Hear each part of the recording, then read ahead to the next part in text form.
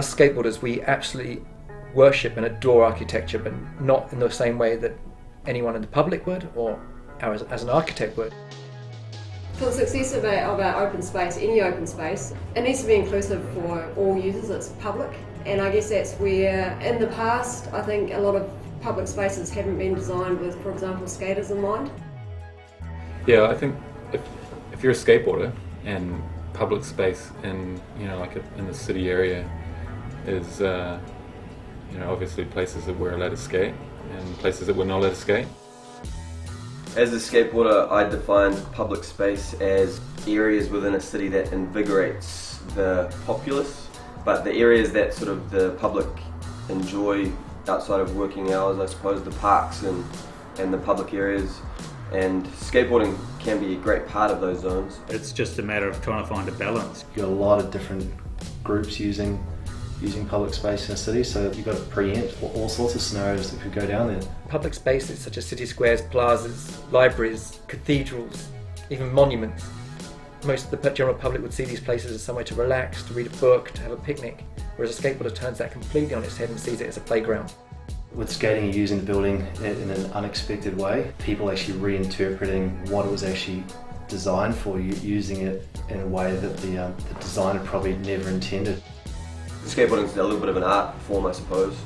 It's a little ballet-like, and the canvas for the artwork is a flat piece of concrete, or it's a set of stairs, or it's a transition. We have, I think, something like between 80 and 100,000 students coming to the city every day. So I think there's a real need to have inclusiveness for groups like skateboarders.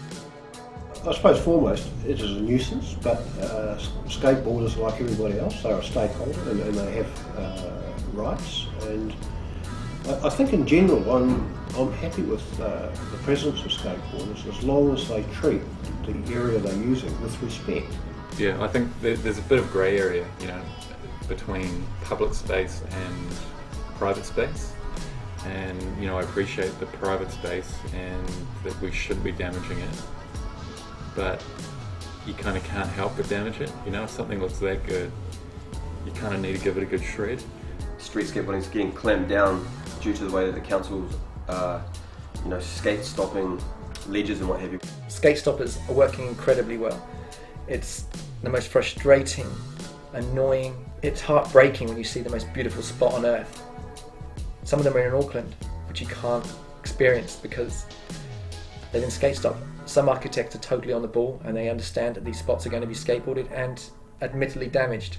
And skate stoppers, they are an Achilles heel for skateboarders. Skate stopping is just a ridiculous, little trend that the council's going through, and I don't know what they're going to have to devise to make it not skatable, but you can knock those things out, you can, work around them, and, where you would grind, you sort of can manual around them now. I think it's ridiculous. We've been skateboarding these things for years, and there's a maintenance fee involved. They're just going to have to suck it up and spend the money on it. I don't know, maybe try and put something there that's going to protect it and can skate it, as opposed to put something there that's ugly and it's going to stop it.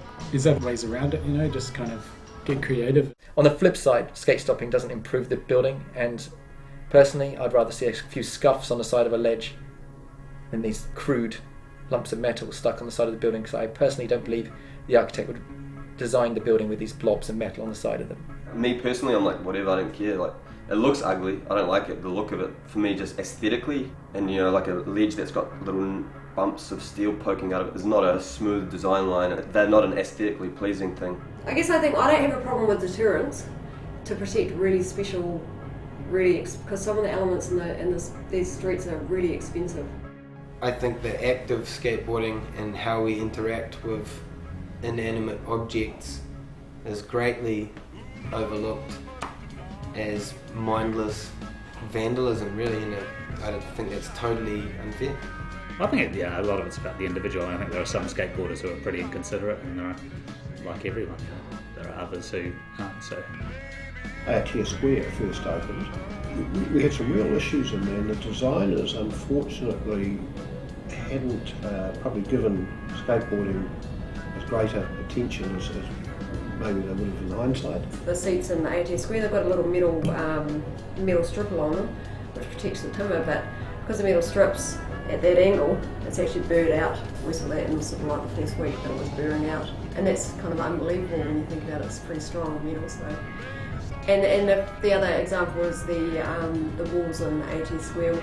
They're concrete with a pebble mix, and what happens is, because they don't have a pencil round on them, the pebble just, once one pebble chips out, it just keeps growing and really quickly grows. So that's why they just didn't handle it.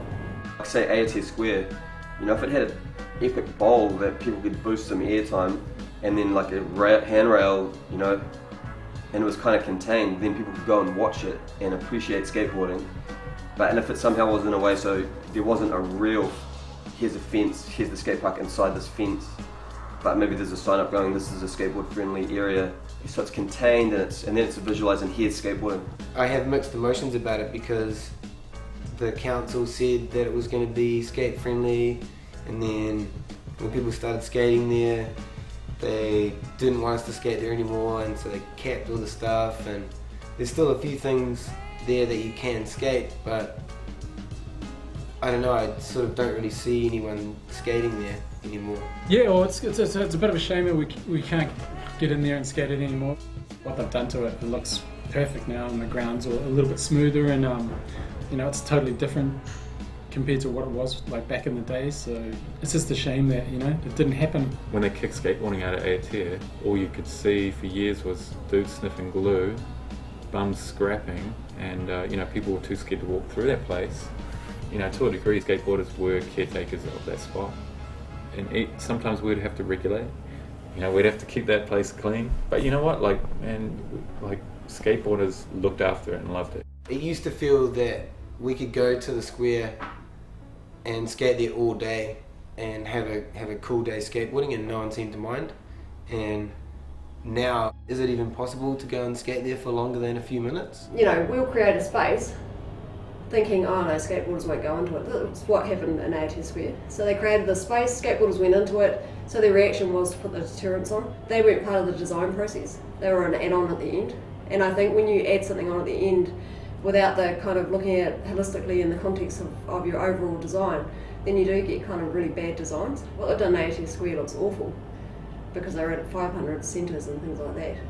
And it's really, they could have done it, if they had thought about it before and they thought about areas that they did want to protect from skating, then maybe that would have been a little bit better integrated. Gone are the days where it would just be tar seal or just one lot of pavers across an entire square. There's a lot going on with patterns, different axes, using recycled timber, using pavers with gaps in them, with grass between the gaps that your wheels aren't going to roll over. It's just about actually having a surface that no one could continuously skate on. So when we started skateboarding, we had the shittest spots. They'd literally just pour concrete into a box, take the boxing off, and then Bob's your uncle. So today, we've done some planning with Auckland City Council, and they're using like basalt, which is like a local stone, and we know it's a kind of a good resource that we have in Auckland City. But on the flip side of it is it's an amazing stone to skate as well. Give it a lick of wax and you can give it a good session. So materials have gone from basic woods to kind of complex materials, and quite often you're finding that they're synthetic materials, which are even better, and also expensive stones, which pretty epic to skate. Skateboarding has positive and negative effect on public space. Probably primarily the key thing there would be skateboarding damages property. People are grinding ledges and it just buggers the marble edge, and so that's probably a real key point. A couple of young punks come and grind it up, and those young buggers, who I was once, don't have too much appreciation for the fact that that garden edge cost 20 grand. But these days I do have appreciation for that kind of thing. First project we had to deal with it on was down on the waterfront, maybe 10 years ago. And I think Cheapskates actually had some people who came in and trialled your furniture for you. I think it was Cheapskates that's arranged through those guys. But they had some skaters, some good skaters who would come in and, you'd set up a park bench for them in a car lot or somewhere. they would just, spend the afternoon mucking around with it and then give it back to you and say, well, this is what you should do. I alluded to the problem we had in AOTS Square. Of course, all the politicians are sort of very conscious of that. And then quite recently, we opened up Lawn Street, and skateboarders have taken to that environment because we have a stepped arrangement, stepped seating arrangement with the different levels between the library podium and street level. It's quite attractive to skateboarders, but what we've done in the design is created steps at frequent intervals so there's not a long distance. And as it's turned out, it's not proved to be a problem in terms of the skateboarders actually using the area. Where I have a problem is the theatre downstairs. It's the noise they are creating. We've been skating at the Auckland City Library, which is just basically a skateboard park designed to look kind of wacky and cool and different and avant-garde and all these different words, but deep down it's just a skateboard park, in the middle of the city. If you go down to Lawn Street where we did kind of integrate it better, it actually looks a little bit more in the context of the overall scheme. It doesn't look just like a skate deterrent, I guess. I've been skateboarding in the streets of Auckland for my whole life, so I feel a little bit like we're being corralled off, Like they've just sort of said, okay, we'll come to the party, but you have to go to this little bit, and we don't want you to go anywhere else, which spoils the spontaneity of the street skating that we always did. It is kind of nice that the council are recognising that there is a need for skate parks, but skateboarders, by their very nature, they like to venture around, seeking out new things. And a skate park, however kind and however nice and however useful, skateboarders will wander elsewhere. They need something else, constantly striving for something bigger, something modern, something different, something more difficult, something no one else has seen. And I'm sure it's the same in many other sports, but skateboarders, even though they do enjoy these skate parks, they consider them a training facility. I suppose a recognition from the council or the powers that be that skateboarding exists, and it's there's a tendency for it to be happening in this, in the areas, and maybe there's a bit of provision for it, and skateboarding gets considered with city planning and development, which seems to be happening in Auckland City with Vic Park. And if they take the feelings on of the skateboarders and get them involved with the building of these plazas, then they're going to build these spots that skateboarders aren't going to want to go and damage the building down the road by grinding it, because there's a ledge that's way better in the park. It takes a long time, but if you can change that culture or educate people, it's a hell of a lot easier, and you get a win-win. You know what, I was recently involved with an attempt of a skate plaza in Auckland City, and it just didn't come off. I think the only way you can do it is if you're someone like Rob Deddick, who you can design it, you can build it, and you can market it all by yourself. There was some pretty ridiculous things that were just wrong with Victoria Park. Stuff like, not tiling it at the expense of putting an oververt in there, which kind of destroys the whole essence of a skate plaza, because you need it to make it look like it's something that the council's put there, but it just so happens you can skate it.